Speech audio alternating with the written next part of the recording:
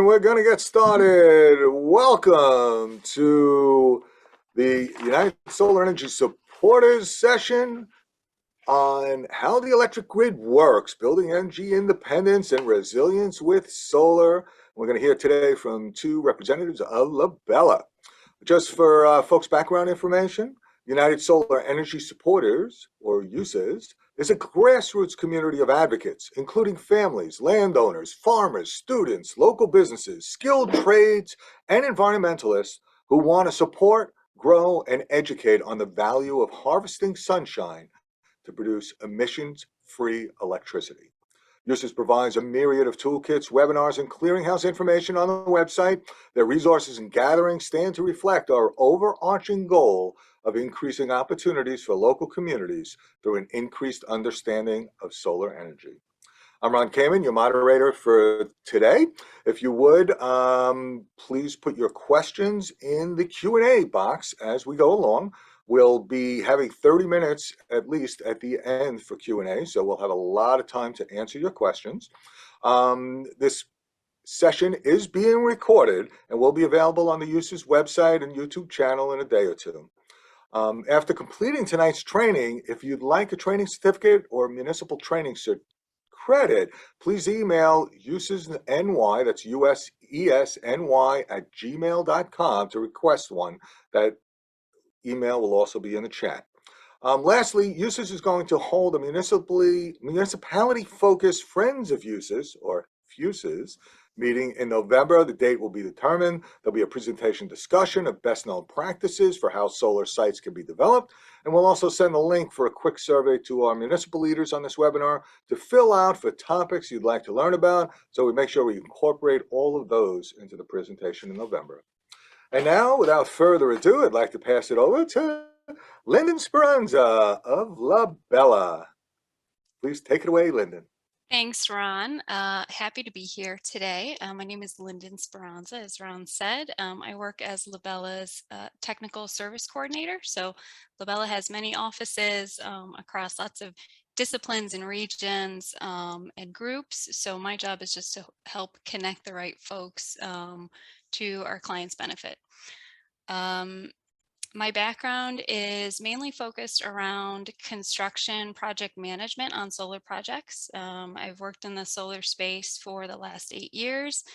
My knowledge is mostly practical, so I hope that I can speak to what you guys are interested to learn about today. Stuart, would you like to introduce yourself?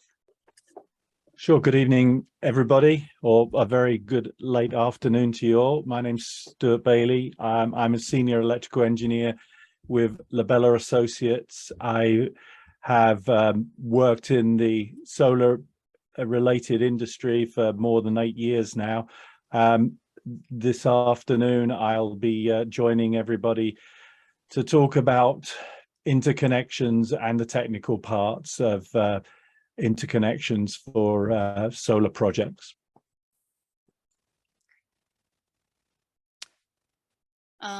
Next slide, please.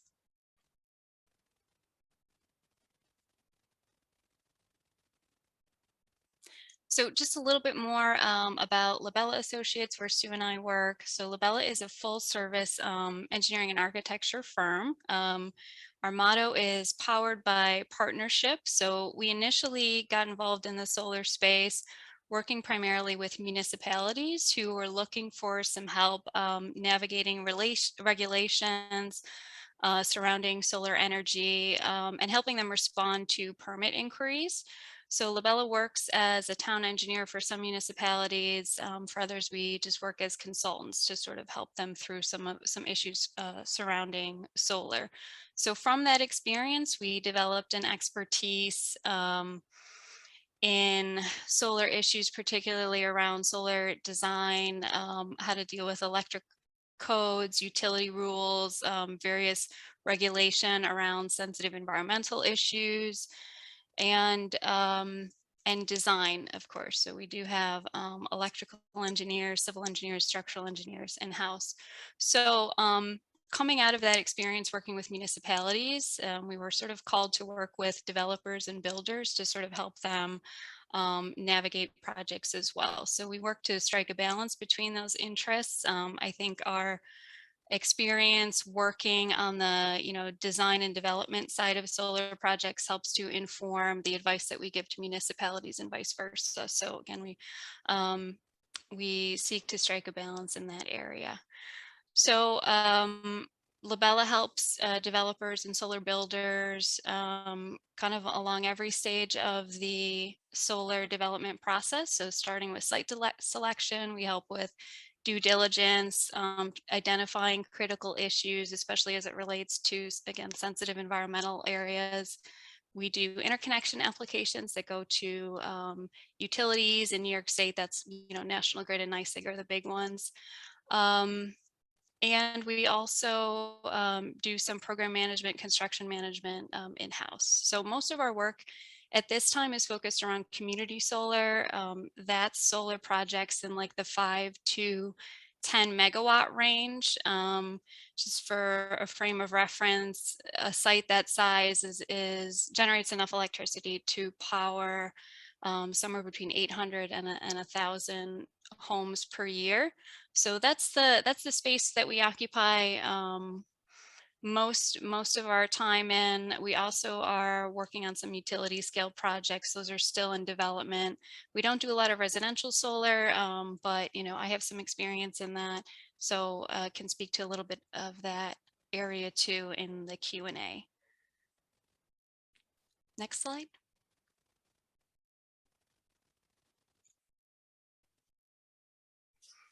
So as we were putting together the agenda for this presentation, I think we are aiming to sort of just speak to the general public and address some common technical myths and criticisms that are encountered by solar developers. We wanted to speak to that and be fair in how we're approaching some of those myths and criticisms. So we will be touching on issues related to solar renewable power in general contributing to grid outages. I don't know if you guys have heard this, but we often hear that solar is not feasible in climates like ours with a lot of snow.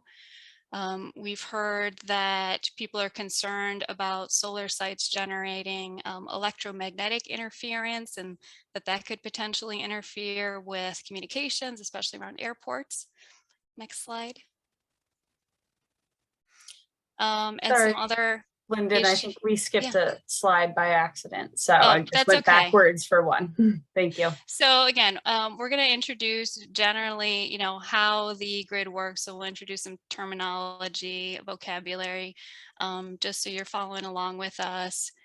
We'll start there. We'll talk about how various types of solar projects interact with utility infrastructure, interact with the grid. Again, just to sort of introduce some of the terminology and jargon that we use. Next slide.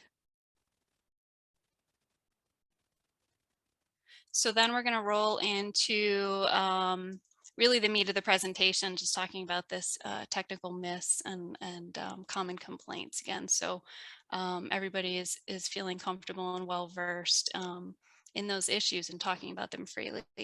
I'm going to finish with just talking about the current policy climate, so folks are aware of what exists out there in terms of tax credits, incentives, why they exist, and then we'll sort of close out by speaking to the broader goal of energy independence, resilience, what that looks like, and why we want to move in that direction.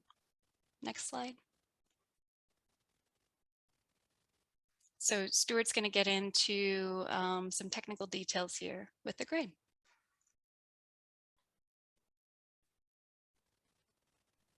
Thanks, Lyndon. This very simplistic diagram is not really meant to insult anybody. I think we really just wanted everybody to understand how an electrical grid traditionally works, and then slowly bring everybody into the understanding of where solar or renewable energy connects into the existing grid. So what you're seeing on the slide in front of you is a traditional generating station, whether it's fossil fuel or nuclear power as such, generating a significant amount of power and injecting energy into a series of transmission networks across, in this case, New York State.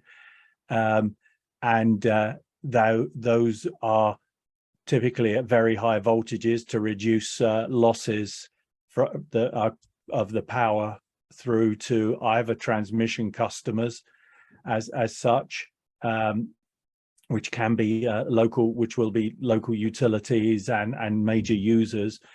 But when we're talking about this at a local level, we get to substations that you'll traditionally see along every state or county route as such, and then the substations will then deliver power at various voltages, sub-transmission or what we call distribution voltages of anywhere from 69 kV, but traditionally what you'd see along a roadway in a town or a county road would be something at 34.5 or 13 or 1247, and then what you get into a domestic premises of 240 or 120 volts.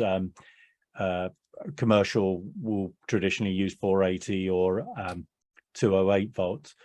So that's a traditional system showing generation, transmission, and distribution. So this all looks simplistic in its block description. Could you move on to the next slide, please?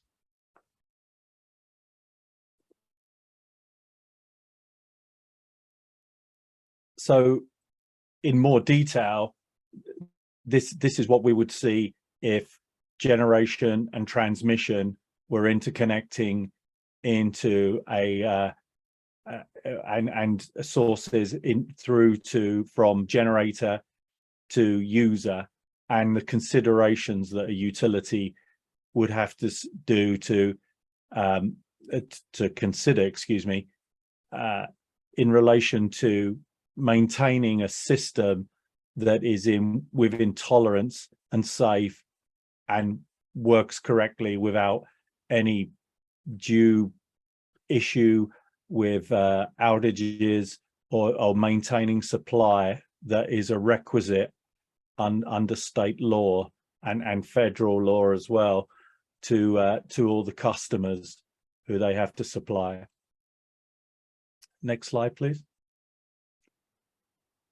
So interconnections.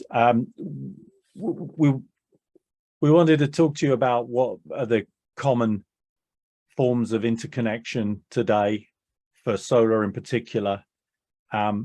So behind the meter means that you will interconnect solar or renewable energy source behind the meter that is installed by the utility. So for example, there would be this could be anything from a traditional residential rooftop system to a commercial rooftop or ground-mounted system, or a very small community system. The behind-the-meter system is typically designed to offset energy consumption by the user.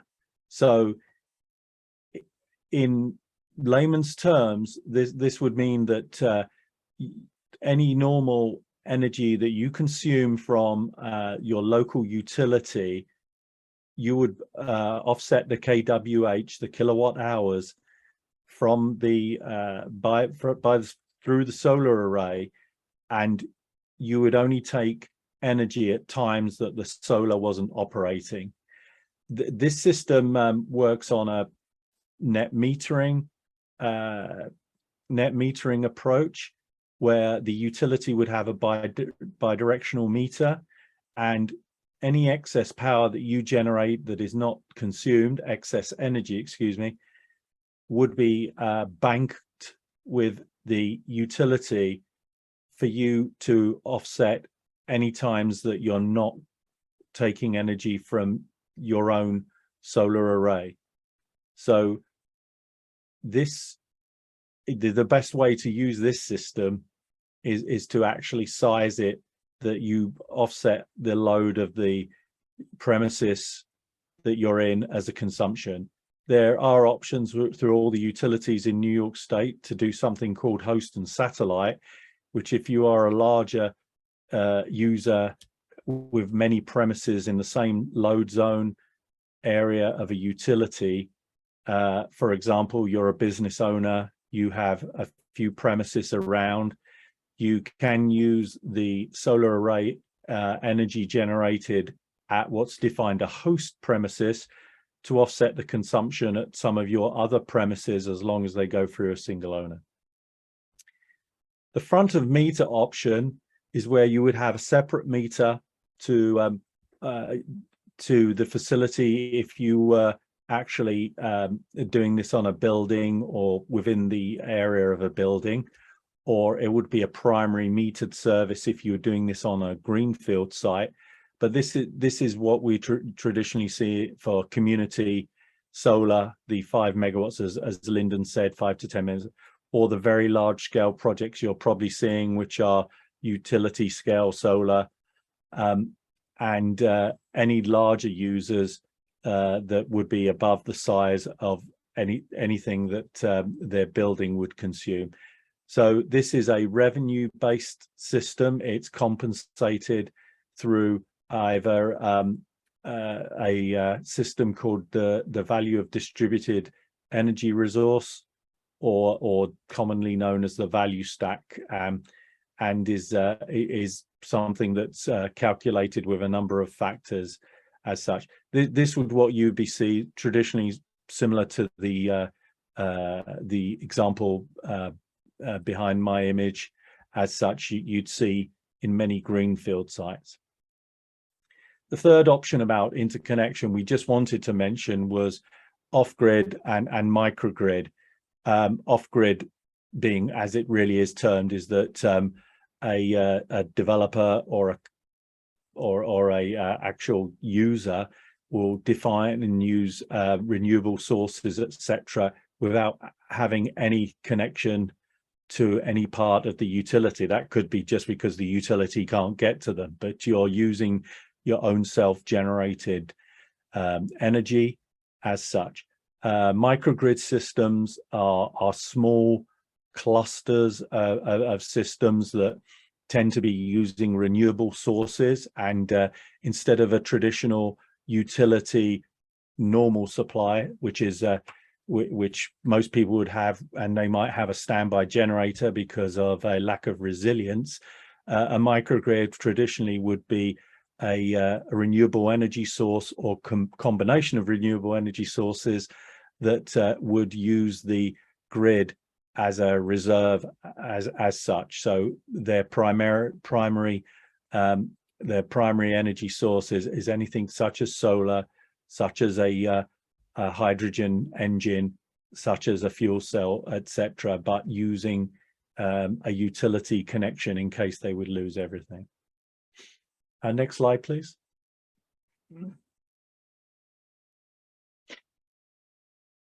So interconnection standards. We wanted to talk a little bit this afternoon about what it's necessary to go through and to understand. Some people may be familiar with this, some people may want to learn a little bit more, but interconnections can be seen to be rather difficult, but they do go through a series of stages as such to make sure that it's feasible and safe at the same time, permitted to connect any type of solar or other distributed energy resource. The methodology that it stands between utilities and applicants would be known as, in New York State, the most simplistic system that's been simplistic.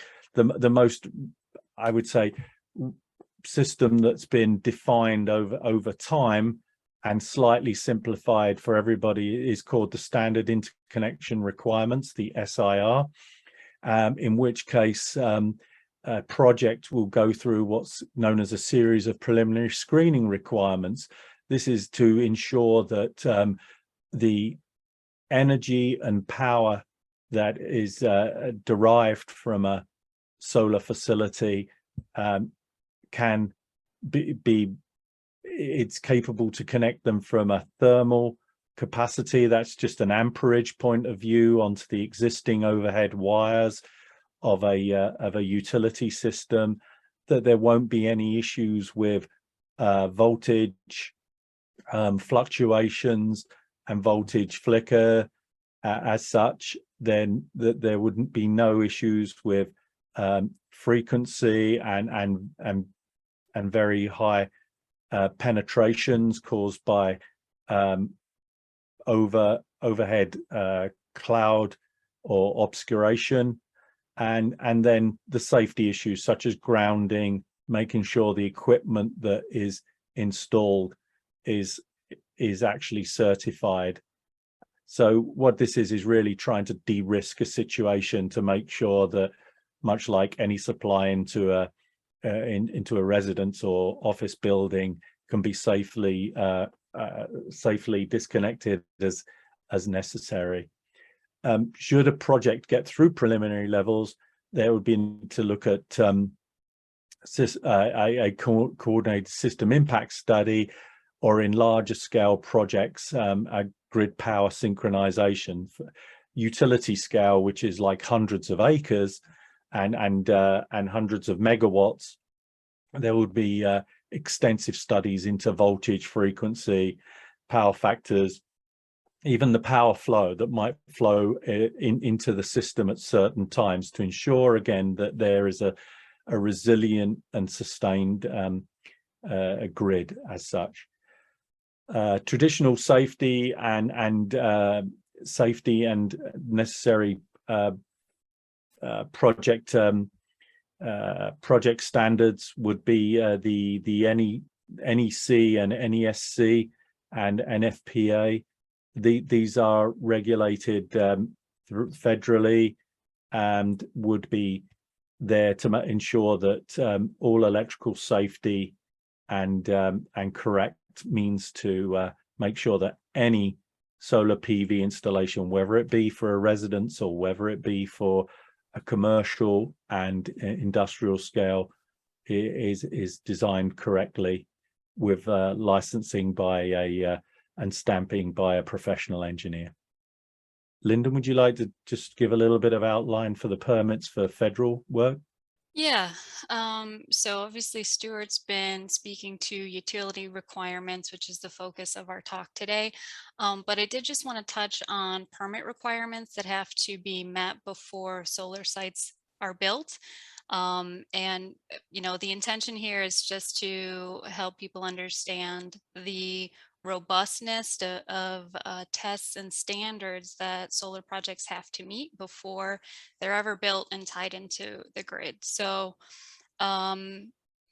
your site geography, so where it's located, the physical characteristics of the site, if it has trees, streams, wetlands, endangered species present, and the ownership of the site are going to dictate what permits are required. So just a couple of examples at the federal or state level, there are floodplain regulations, wetlands regulations, as well as far as where you can site or locate solar.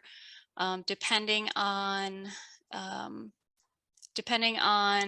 the area of the site, endangered species are sometimes present. So bird surveys are becoming really important, and as we're trying to be considerate of all of the sensitive environmental issues that some of these sites have. So we also look at archaeological resources at the municipal or local level. All solar projects have to go through a town, city, or county building permit process. Often that includes a planning and zoning board review, just to make sure that building solar sort of fits in with the community's longer strategic plan and makes sense. So, you know, my experience working in solar, I would say, you know, nearly every project has at least one sort of sensitive issue we need to consider. Some of them have many. And so we take that very seriously. And, you know, really it's an honor to sort of consider all of the implications of building a solar site. And we do our best to, again, honor the regulation and stay in compliance there. Next slide.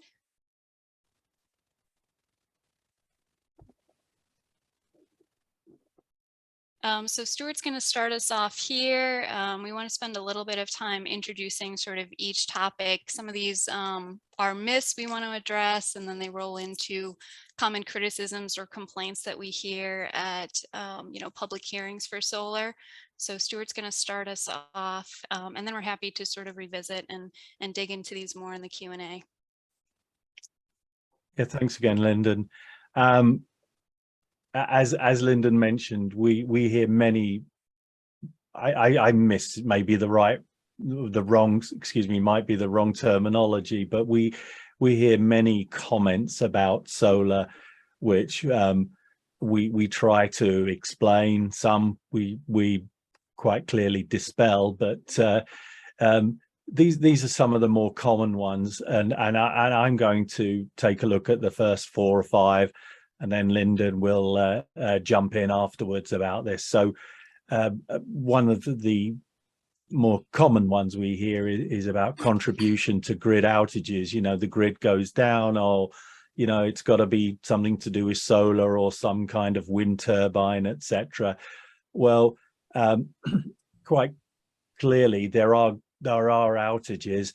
The number of outages that are put down to small distributed energy resource generation are quite minimal, and the utilities will tell you that as well.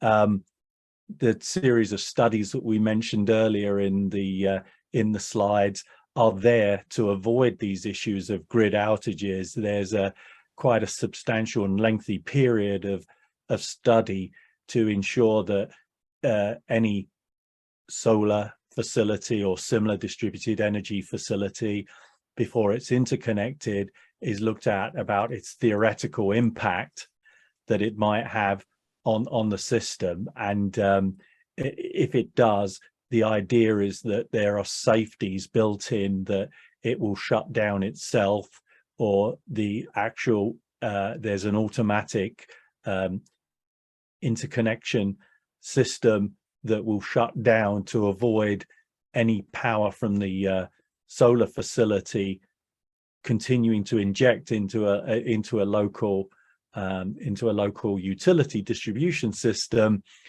should that system go offline. So those are part of the studies that go forward to this and to avoid outages. Of course, we all know that real life situations can always lead to something else, but traditionally and typically they're found out to being caused by anything, including some wildlife issue or something like that, you know, even a field mouse, or some wild bird actually flying into a piece of equipment and causing a situation. Snow and soiling. Well, as it was mentioned, people say, well, we live in the Northeast. We're at such a high latitude that solar's not going to work. Well, solar does work. Solar's very popular. Prior to the Northeast United States really pushing forward in the way that it has done in recent times, Canada was a fantastic proponent of solar, and you know, that's an even higher northern climb than here. We do studies, and applicants and clients, developers do studies to to estimate production of arrays and the number of gigawatts per year, gigawatt hours per year that these can be produced. And I think you wouldn't see so much of these so many of these projects being moved forward into construction unless they really were generating significant amounts of electrical energy. Electromagnetic interference, well, this is very common in some of the municipal reviews that we are asked to look at. Electromagnetic interference can occur at any alternating AC current level. Interference from the actual solar side itself, the cells that you can see in the image image on the screen, are at what's called direct current. That's similar to a car battery, a plus and a negative, a positive and a negative. This creates an absolute minimum amount of electromagnetic interference. The interference that comes with, excuse me, the alternating current side of the system would be from where excuse me, the systems that convert the DC current into AC, which is an inverter, and onwards to the system where it interconnects with the utility. Excuse me 1 second. Thank you. Tripping sensitivity would be where the system might potentially keep dropping off of the utility and then re-engaging and then dropping off, re-engaging.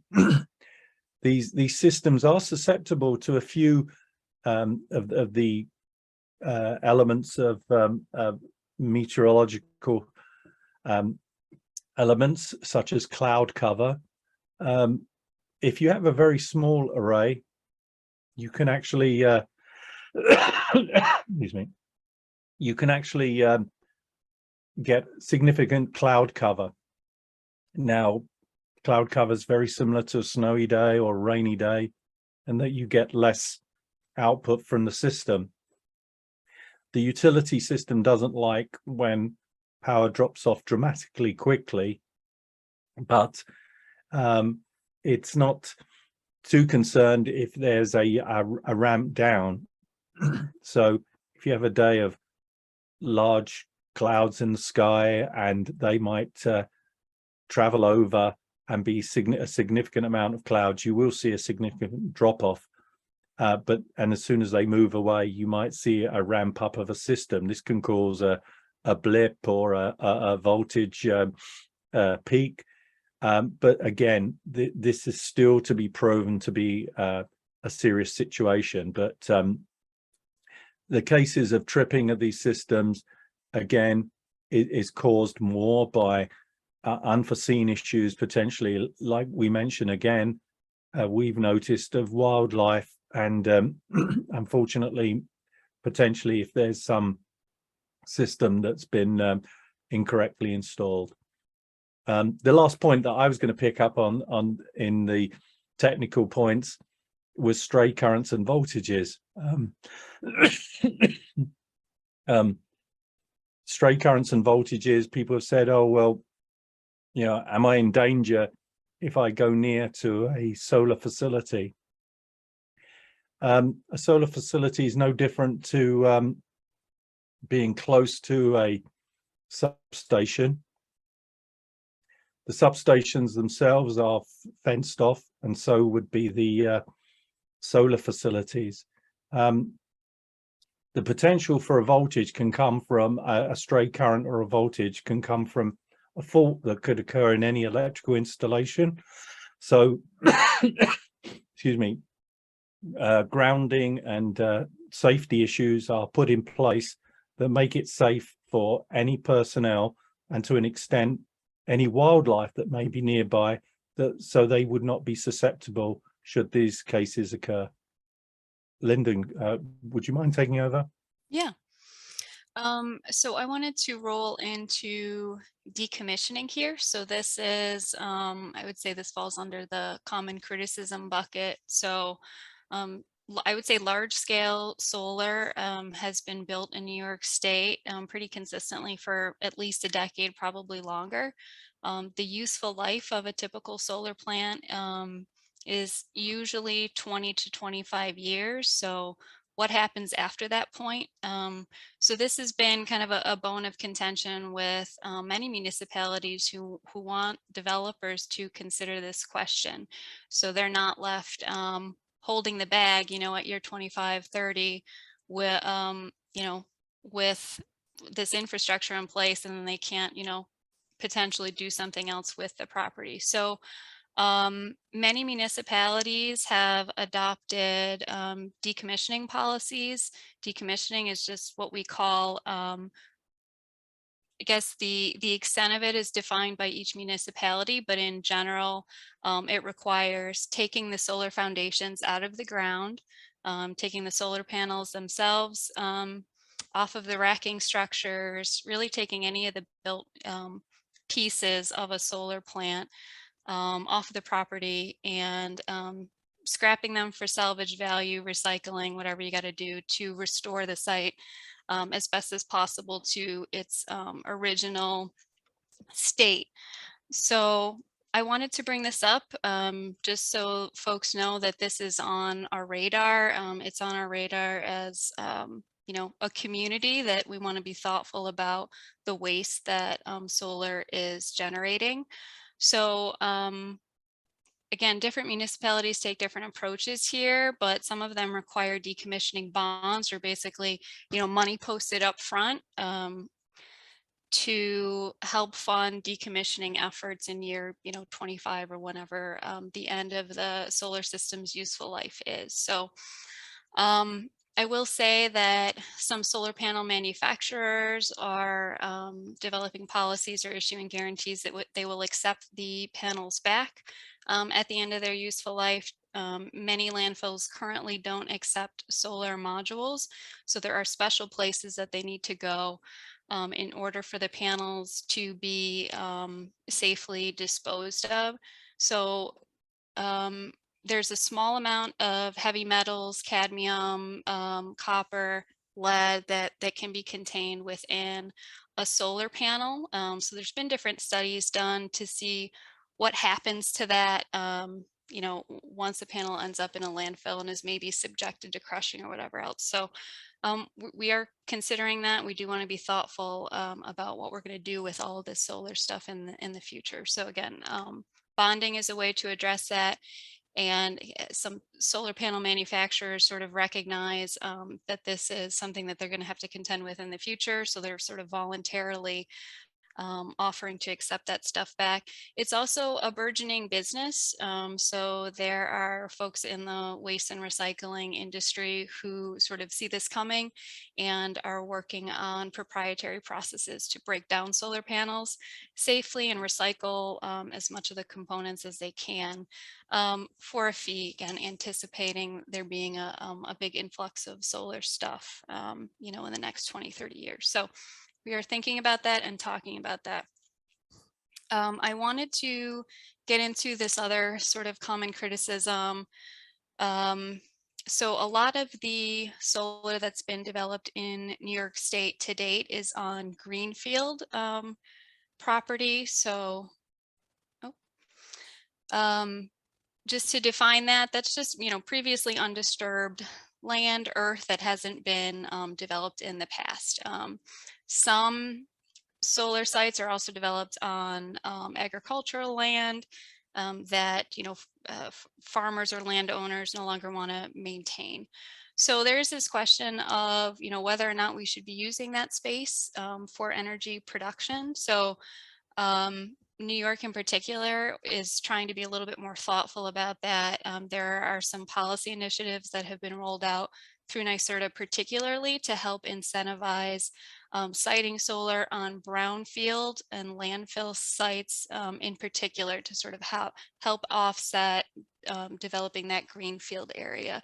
So a brownfield is a site that has been previously developed that is known to have potential contaminants there. So landfill, I think everybody knows what that is. Developing solar projects there makes sense. It's expensive to do because of the unique environmental considerations. So that costs a little bit more. And that's why sort of the policies are shifting in that direction. It's in recognition that, okay, it costs a little bit more to put solar on a brownfield or landfill, but you know, as a society, we feel the benefits outweigh the cost, and we're willing to put some policy and incentives behind that to support it. Rooftop solar is pretty cheap. On a large scale, it gets expensive because you've got a lot of different points that are tying into the grid, but that's still being developed at the, you know, at the smaller sort of scale. I did want to say that floating solar is becoming more viable. So I had kind of a strong emotional response to this when I heard about it initially. It didn't sit right with me putting solar on water bodies, but I've gotten a little bit more education in the last couple of weeks. And a lot of the projects that are being suggested are going to be located on reservoir facilities. So those are, you know, man-made structures anyways. So it may make more sense there. The environmental impacts are minimal. Floating solar can also mitigate algae growth. So it may have a benefit for municipalities.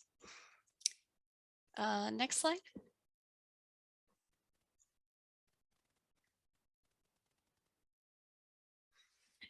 So I did want to just kind of briefly touch on current incentives just to make people aware of what's out there now. So a lot of this is focused on community scale solar, again, in the 5 to 10 megawatt range. But there's also stuff that's out there for homeowners looking to put solar on their property. I think the industry has sort of recognized that you know, if we're looking to generally increase solar adoption, we have to get more creative about where we put solar and who has access to it. So I will say that there's been more of a push to consider how to make solar more accessible for low-income communities. So there are incentives sort of being designed to serve that population specifically. Just on a general level, I wanted to talk a little bit about, you know, why policy exists and why incentives exist to support solar and other sort of green energy technologies. So, you know, all of us are, most of us, I say all of us, are electricity users. So we purchase power from the power grid and we pay for that, and there's a transaction happening. You know, most of the electricity generated in the US to date, and much of it in New York, has come from a fossil fuel source, whether that's oil, gas, natural gas, and I'd say coal in particular. It's clear that there are environmental impacts associated with that and some negative health impacts associated with that electricity production or generation. So while, you know, each of us is sort of separately buying power from the utility, there are these negative impacts that sort of continue to accrue that aren't being reflected in the market price of power. So, you know, regulators acknowledge that, and that's why we sort of intervene in the free market in terms of energy. You know, and just a broader perspective, we recognize that having reliable power, electricity in particular, is necessary for the economy to function, for public services, public works to happen. So that's why we intervene. the Inflation Reduction Act that just recently passed, there are some tax credit incentives in there. The big one is just extending an investment tax credit for 30% of the cost of your system installation. That was set to sunset, I think, next year. So the IRA sort of provides a longer time horizon for that, I think, through 2035 to just help give the industry a little bit more stability and predictability there and what's going to be available. There are a number of tax credit adders that are included in the Inflation Reduction Act too. So those are 10% adder. So they're centered around using union or laborers or paying prevailing wage rates, which typically tend to be higher than market wage rates. There's an adder for projects that are sited in lower income communities who may have been historically, left out of some of the clean energy economy projects of the past. There's also an adder for projects that utilize materials that are mostly domestically produced. So those are some of the pieces that are baked into the Inflation Reduction Act. On the grant side of things, in New York State, we have NYSERDA. That's free money that you don't have to pay back, and the incentive sort of varies depending on what type of project you have. There's also some funds administered through the DEC. I know the DEC has been more involved lately in helping build out electric vehicle infrastructure. So that's often tied or coupled with solar. I wanted to just touch on renewable energy credits briefly. So in New York State, one renewable energy credit equals 1 megawatt of clean energy production. So there is a market in New York that allows folks to sort of trade those RECs. Different states have different markets with different levels of compensation and rules for how those RECs can be traded and sort of compensated. But the gist is it's sort of a policy tool that allows some kind of quantification of the environmental benefits of green energy production. And if you're a big energy user who for whatever reason can't develop your own or purchase your own solar energy, for instance, you can participate in this REC market to say that some of your electricity used is green energy, and you're helping to sort of contribute to and bolster that market. Tariffs, I'm sure folks in the solar industry have heard a lot about this in the last year. So there was a trade case that came up, I think approaching summer. So there was a domestic solar panel manufacturer who felt threatened by solar panels that are being produced, particularly in Southeast Asia. Sometimes those solar panels are priced at a cost that's lower than, really what it would cost to produce them. So there is sort of a competitiveness issue there. So that's what the trade case was about. So tariffs were, just additional fees that were going to be charged on solar panel imports coming from certain countries in particular, who are sort of undercutting domestic solar panel manufacturers. So there was a moratorium put in place. I think there was a little bit of a panic in the industry about how that would impact projects, solar projects in particular, in development, and how that would shake out. So there was a 2-year sort of pause put on that trade case to just help the industry sort of figure out how to handle that and price that in the future. I will say that a lot of the solar jobs in the country are not focused on manufacturing. They have more to do with designing the projects, engineering them, permitting them. There's environmental specialists working on them, and the install folks themselves. So I think as a country, as an industry, we want to think about what types of jobs and what pieces of the pie we really want to insist on keeping in the US, and you know, what we think is okay to outsource. So next slide. I wanted to just broadly close out with talking about you know, solar adoption goals. So there's a number of different reasons or motivations for folks to build solar energy, or otherwise, you know, participate in advocacy. So on one level, I will say that the increasing number of solar projects we're seeing, it is helping to upgrade our grid for better or worse. So you know, every solar project that is getting interconnected, it's sort of, it's creating a new tie-in point to the grid. The utility is, you know, Stuart sort of outlined, goes through a really rigorous process to think about the infrastructure they have in place, whether or not it can handle the additional power or the offset power that's going to be coming in from a solar plant. They think about substation siting and you know, how to accommodate that. So for, you know, on a personal level, I think it's cool that you know, solar is the hot technology now.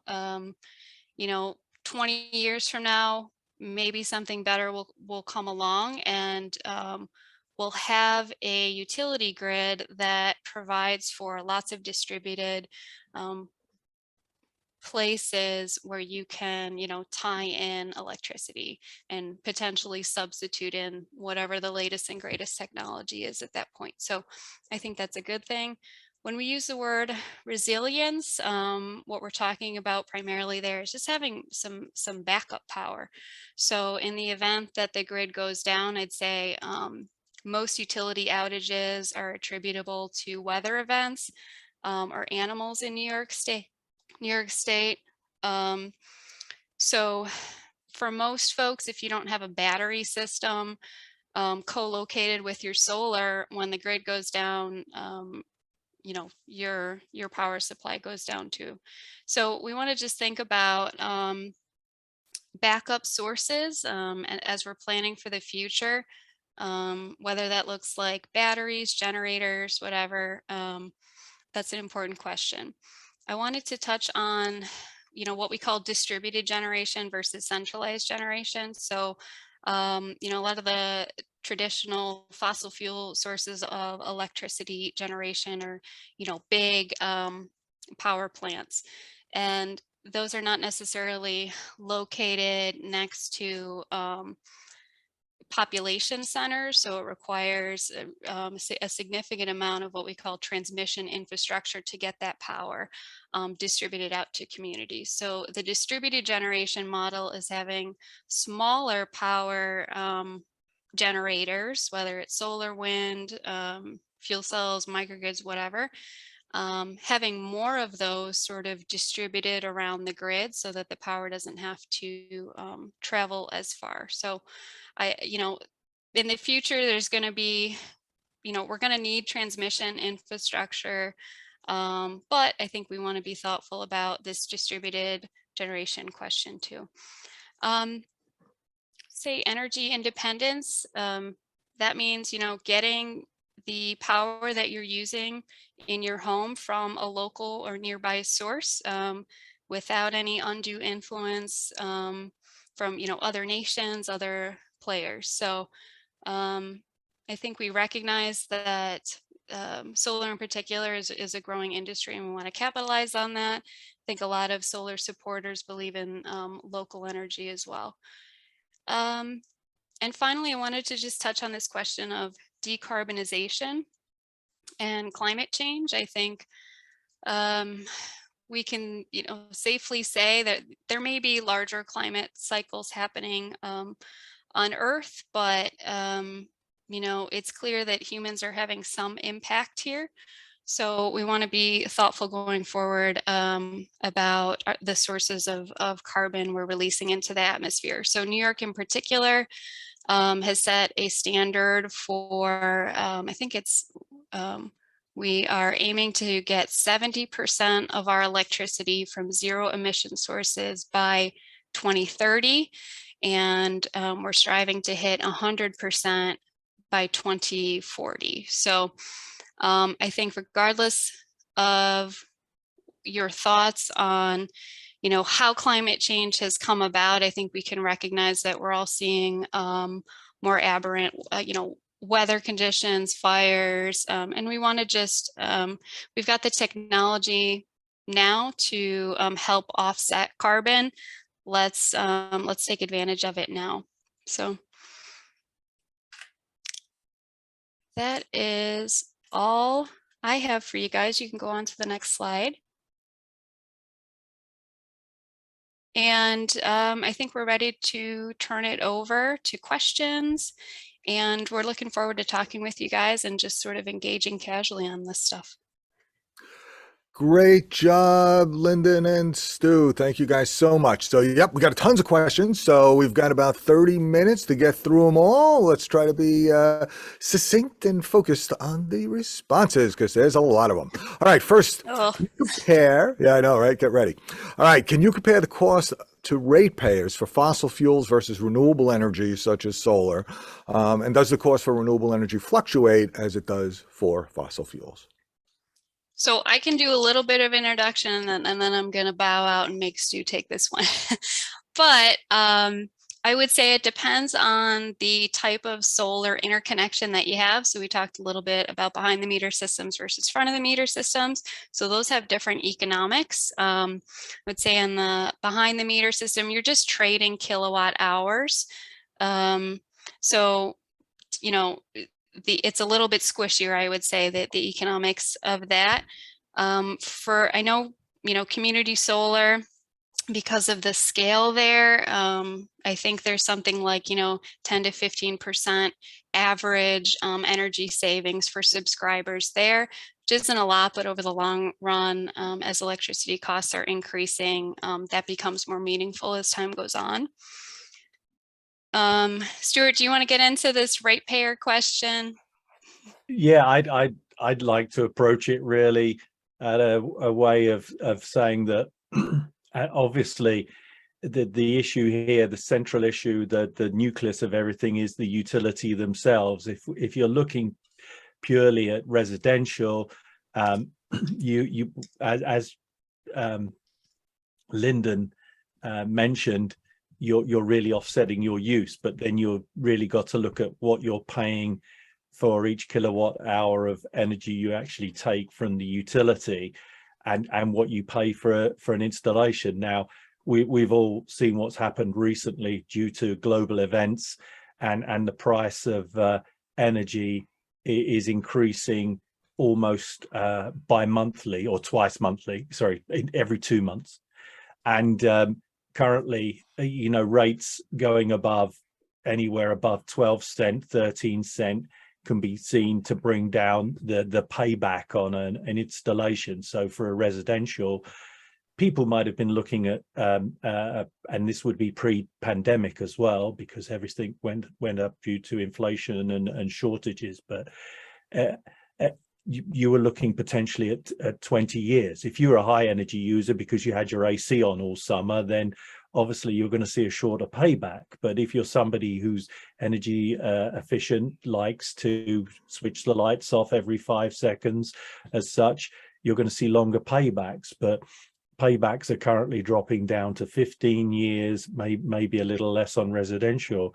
What we're seeing on larger projects where there's a financial remuneration as such is we're dropping down below those 15 years, sometimes down to 12 years, because of the rates they're being charged. If people are negotiating their energy as such from either a provider or a green source, then they might be getting great rates of, say, 6 to 7 cents, but I would believe some of those rates may go up slightly, but the payback, if you wanted to swap out from a third party supplier such as that could push over 20 or so years. So now is a good time if you can do, I would say, because of inflationary pressures and global energy prices going up. It's a good time to look at this on payback, because as soon as those 10 years are up or those 15 years are up, you're basically getting pretty much free energy from there on. Thank you very much. I've been working in clean energy for over 3 decades, actually. And what I've been finding, especially over the last decade or so, is that between the cash incentives from the state and the utilities, the tax incentives from also the feds and the state, on the commercial, municipal, and other nonprofit solar projects I've been working on, I've been seeing excellent returns, actually sometimes significantly less than 5 years or so. And as we look at across the country and we see large-scale solar developments going up, we're seeing solar come in at some of the lowest prices both in the U.S. and in the world compared to anything else. So, I mean, the prices just keep coming down. And the great part about renewables, as we saw with hydro last century when we invested in water power, is you build the infrastructure, the water flows, and you get cheap electricity. All you have to do is maintain the infrastructure. That's why hydro is one of the cheapest sources of power in the state. Same is becoming true with wind and solar. The wind blows, you have the infrastructure, you get cheap electricity. Sun shines, you have the infrastructure, you get cheap electricity. So the paybacks are dramatic. Okay, let's see, going on. So first, this session is being recorded, and you will be able to find it on the USES website in a couple of days. And if you want the slides, you can also send an email, and I believe the slides will be available as well. All right, a couple of different additional questions, please. First, have you guys ever seen an SIR return to the applicant before the time limit for the utility is up? Or is it really just every single one happens that way? Right at the Let's end. Stu answer that one. I have, but it was a very long time ago. All right, so not in general. Whoever sent that question in, well done. That was a bit of a curveball there, really. No, it's kind of true, but people should expect that it's going to take the utility right to the end and even whatever. So this statutory limit. Ron, and to the questioner, the growth of solar has been so great in the last 2 to 3 years that the utilities, and I'm not giving any secrets away here, have been overwhelmed, and they're working on these things 24/7. They really are trying to get through these as such. They don't always come out with the answer that everyone wants to hear, and in a lot of cases that's right, that's true. But I see a lot of they've managed to tighten up those first stages, which I alluded to in what's called the preliminary screenings. They've pretty much got that down off pat, and between what was happening with the DPS, the Department of Public Service, they came up with these screens, these common screens, to make things move quickly initially to give people an idea. It's when you have to look at the impact studies for the bigger projects that you tend to find there. And they have an expedited system that tends to work pretty well. If you put all the information in correctly, it makes less work for them to do. They'll only send it back if you haven't done your homework correctly. So great. Leads right into the next question, which is, at what stage in the overall development of a solar project do you need to do the preliminary screening requirement analysis? And how does the size of the project affect what analysis is needed? Again, I'll try and be very quick on this one, because I understand we've got an awful lot of questions. You can effectively go into an interconnection study with a pre-application report or a preliminary screening analysis whenever you like. This is almost like the $64,000 question. What do you do first? Do you do your electrical interconnection? Do you study your site? Do you do the negotiation with the municipality, etc.? Because they're all significantly important factors as such. It's just that the interconnection study can take an awful long time. Under the standardized interconnection requirements, if you do a preliminary study and you get everything in, and within the 10-day time frame the utility says, well, everything's good, they have 15 business working days to come back to you to do that. The cost for that part of the work is a flat fee, still a flat $750 fee, and it's been like that for at least 4 years, as I can remember, maybe more, as such. So if you're prepared to put in your money where your mouth is, it's worth doing if you think you've got something as a larger project to do. If you're doing it for for a smaller residential project, I would recommend going in sooner rather than later, even with a pre-application.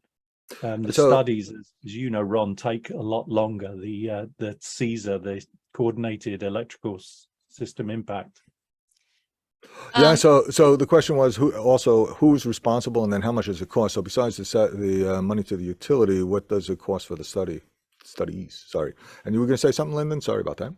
Oh no, just Stuart alluded to this, but this question of, you know, when you get your application into the utility, you know, we had a project recently.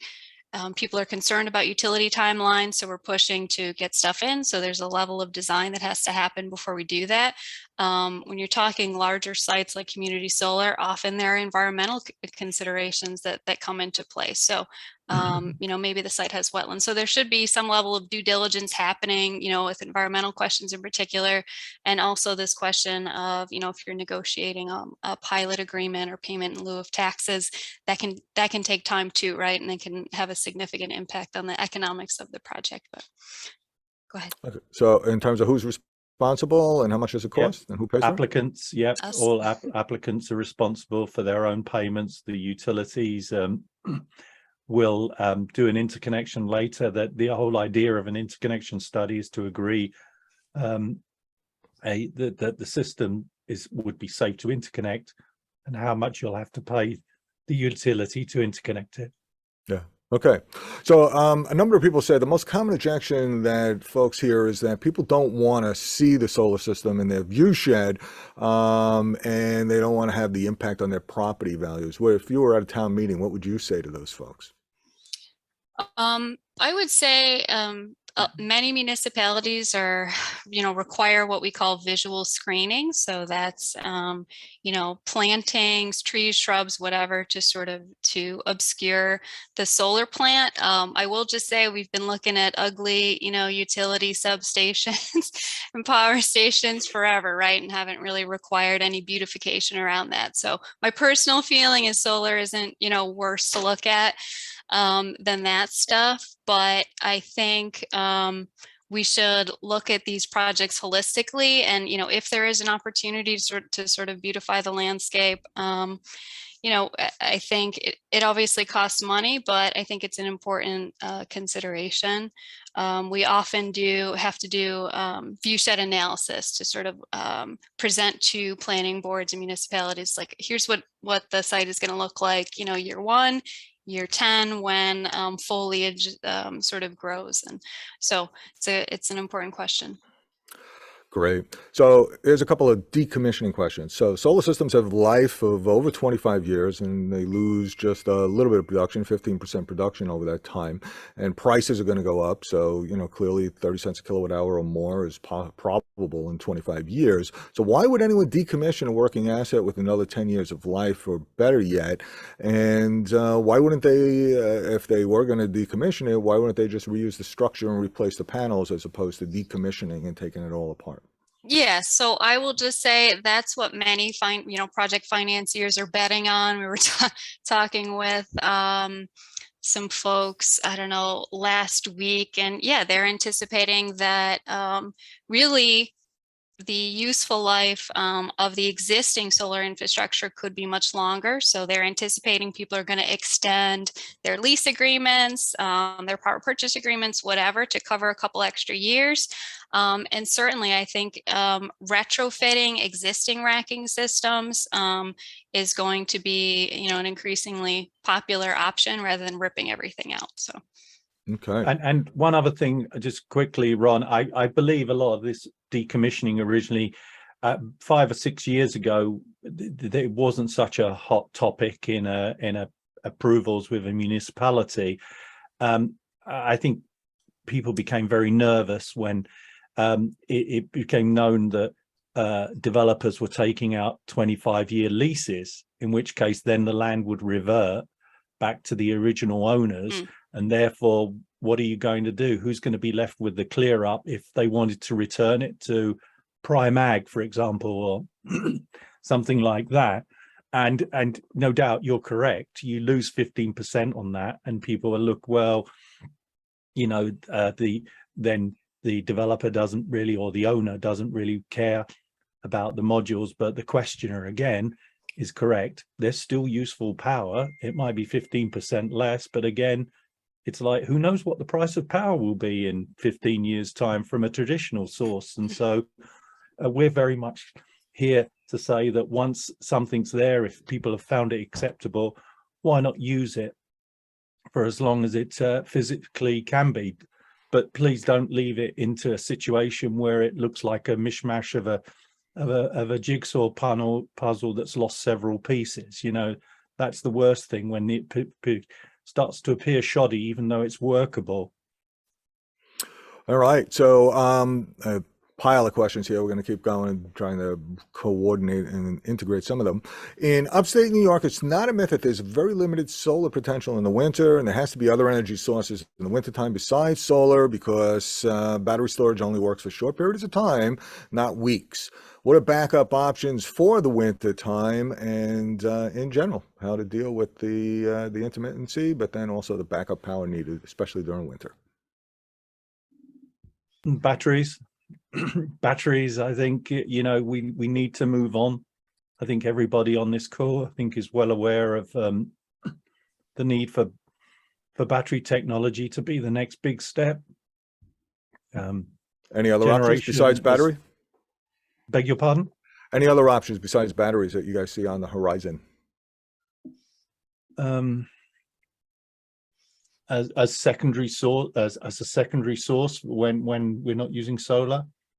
Other sources, yeah. There's if the fuel cell technology can move ahead, I think that's also something else, but particularly tied into solar, I would say a safe battery technology. I think people are still on the fence a little about them, but we all use batteries every day. Batteries in our phones, batteries in our cars. You know, we've got to learn a little bit more, become more educated about it and the safety. Yeah, the other interesting, I think, you know, complementarity of renewables is that when the sun's not shining, a lot of times the wind is blowing. So especially during off-peak times of solar, the wind is actually a higher resource.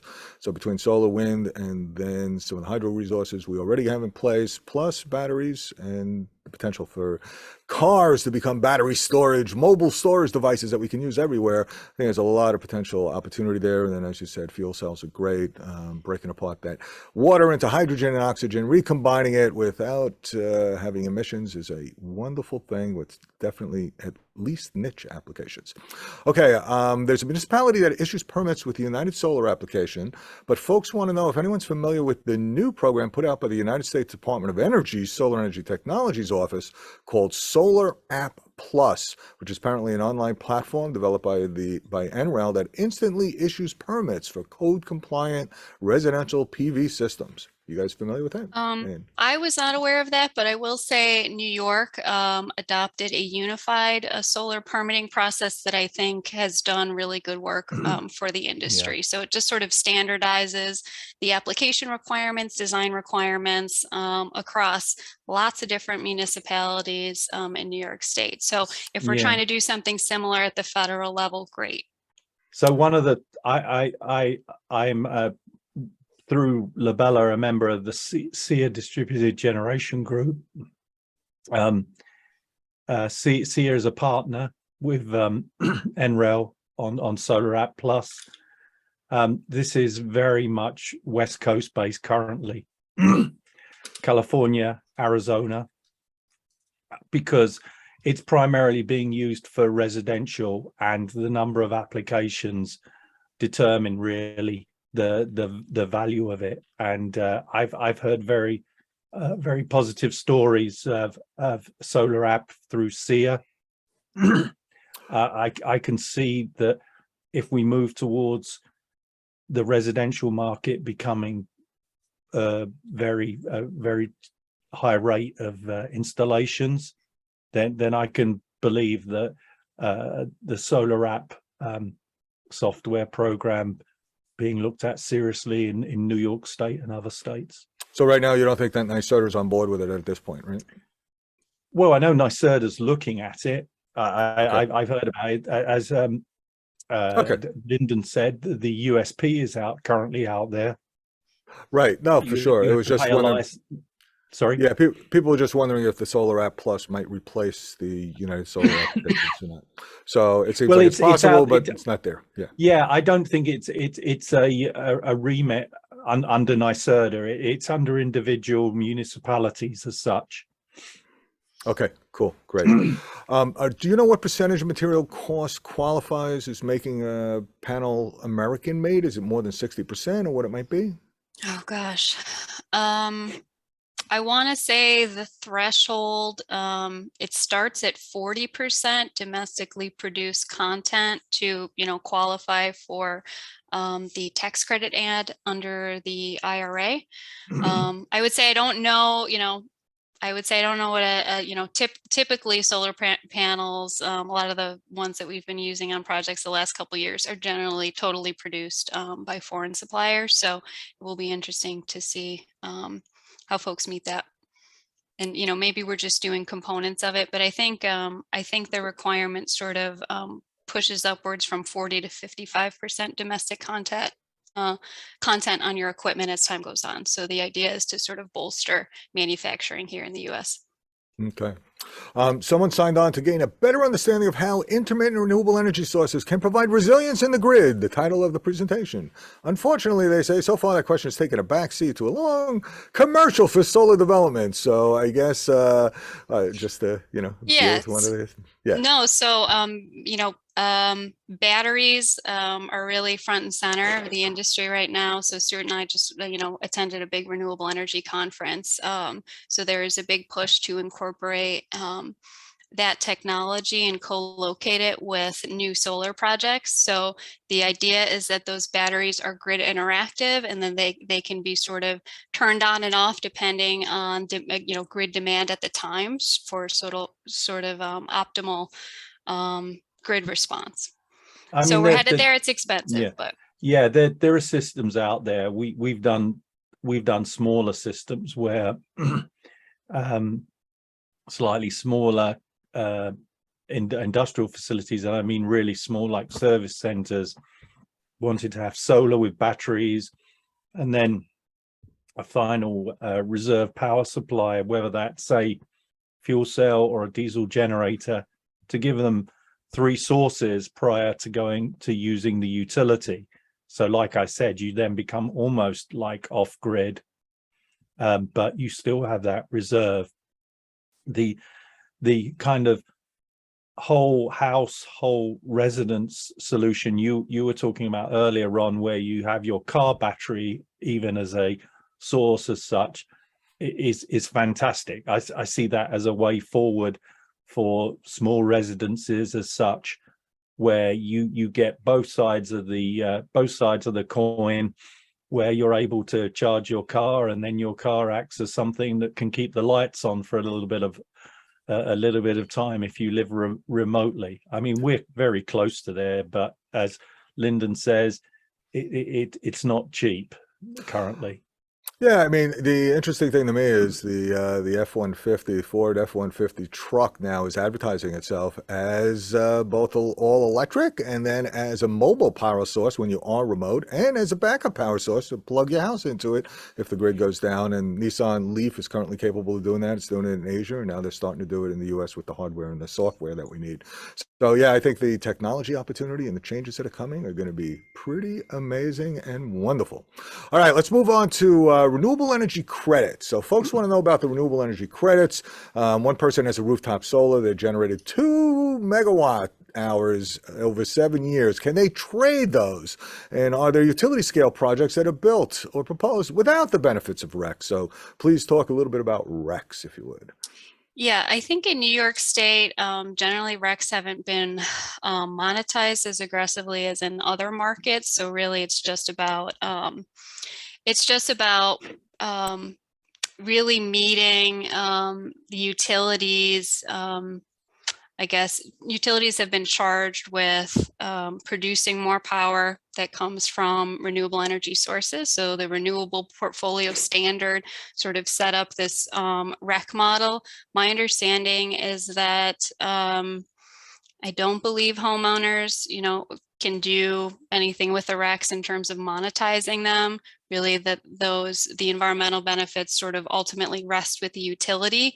So that's my understanding of the current market. That may change in the future. Okay.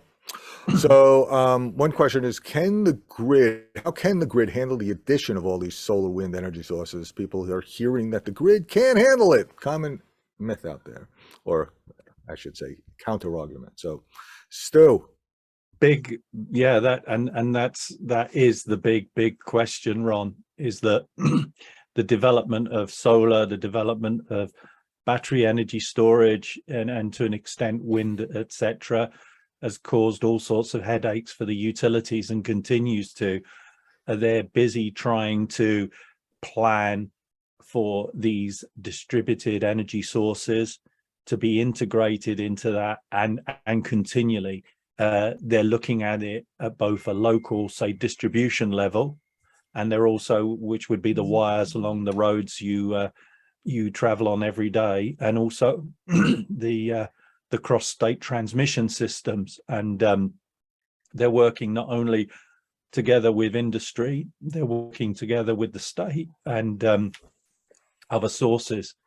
So at the moment, we're okay. And projections are out there about potential where blockages may occur in the next 15 years, and where we need to focus to ensure that this 70 by 30 and higher levels after that can be met without having to curtail or start to look at generators having to dial down what they can install.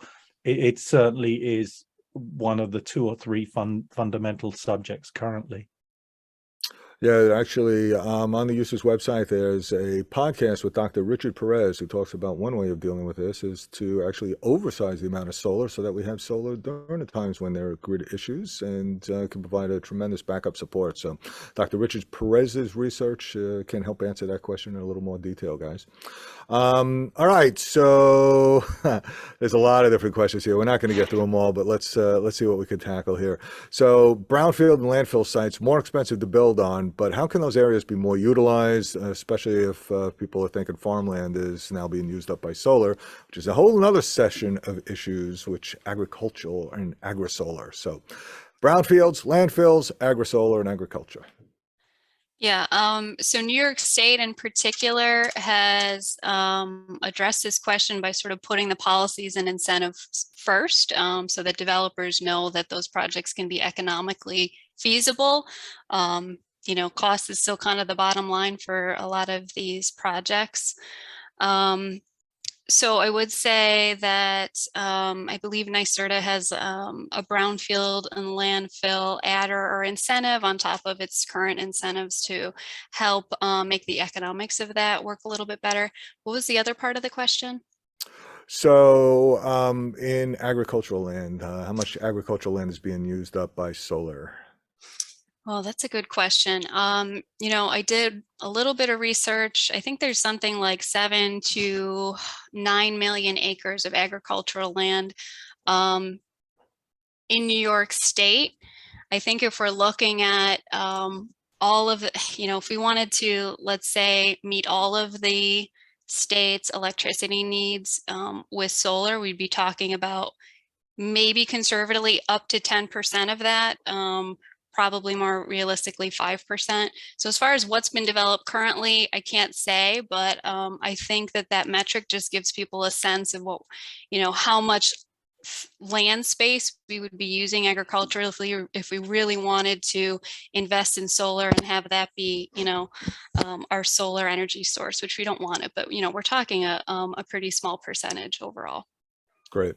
So one of the questions is, do you know of any parking lot installations in New York State? Rutgers has them. They're all throughout New Jersey. Actually, I know for a fact in White Plains, there's a number either currently built or being developed. And you guys know of others in parking lots? Yeah, Stu and I are actually working on developing a project currently. I don't know if Stu wants to speak to that one. Oh, yeah, and it's similar to you, Ron. That's downstate for us in Westchester, where land is a premium. This is where you find it. Certainly, a number of the larger conurbations, Albany, Syracuse, are currently looking at parking lot installations within the inner city centers. As such, I only see it as being a matter of time. I mean, when you can travel over to areas like Cape Cod and see the local police department with a number of solar canopies, I think it's only a matter of time before we also see a lot more of these. Universities and colleges of higher education, etc., are also keen to see if they can make use of these. The big issue again is currently the cost, because it's majority of it's steel, and steel's a premium at the moment. But I think we'll see it anyway. Yeah, currently that's the most expensive type of solar to build, though, is those sort of parking canopy structures, which is too bad. So. Yeah, there are actually, I mean, even in Kingston, New York, there's some smaller projects that are actually serve it, and they have a dual purpose, right? So it's not only do they create electricity with the solar, but they also act as covered parking, which is a benefit to a lot of people when they're dealing with certain issues. Yeah. All right, here's one. We're going to have to wrap it up in just a couple of minutes, but according to the ISO, upstate already gets 90% of its energy from carbon-free energy sources. So one of the major objections to development of solar upstate is that all the power that's going to go directly down in New York City, and then fossil fuels are going to be required to deal with the non-solar stuff. So you guys want to tackle that a little bit? Well, it doesn't have to be fossil fuels. We know that as a fact, really. I think globally, renewable sources are defined as really looking at providing anywhere between 25 to 30% of global energy usage. So what do we do? What do we look at? We need to move away or reduce our dependence on fossil fuels. I like you, Ron, I've been doing this for over 30 years and been working in energy efficiency. I think we do need, as much as doing renewable energy sources, we need to look at our efficiency of use of our energy as such. I believe batteries will help a little bit make up a shortfall, but then we need to make some hard decisions about how we make up the rest of it and what we do for the future, really. There are options there, but they're a little bit subjective currently. Yeah, I would just add that electricity demand is projected to grow something like 50%, over the next 15 years, especially as we're talking about the introduction of more electric vehicles, electrification of new buildings. So if anything, demand is going to grow, so we have to sort of keep up with that. Great. Folks, I'm so sorry. We're we are out of time, and we're actually over a little bit. So I would like to thank first Lyndon and Stuart for an excellent presentation. Great responses. Folks, we have a number of questions we didn't get to. So sorry. If you would, feel free to send them off to USIS, and we'll do our best to answer them over time. Want to plug again the upcoming USIS seminar that's going to be specifically for municipalities and some of their questions. So maybe that might happen. That's going to be coming in November. There is a survey that you guys can take so that November session will be the best use for you guys dealing with some of these questions. So I think, Eva, is there anything else that you wanted to say before we close this out? Just thank you so much for joining us this evening, and we really appreciate any responses to this survey, which I'm putting the link in our chat right now again. And yeah, we'll have the recording up in within a day or two. And thank you so much. Thanks for having us. Thank you, United Yeah, Solar thank you Energy very much, everybody. supporters, Eva and all. Thank you. Stuart, Lyndon, thank you, and great presentation, excellent responses. Sorry we didn't get to everybody's questions. There were a lot of them, and again, if you want to send them to users, we'll do the best we can to answer them. Everyone, have a great night. Thanks so much for coming. Take care, and hope to see you soon. Take care, all. Thanks. See ya. Thank you.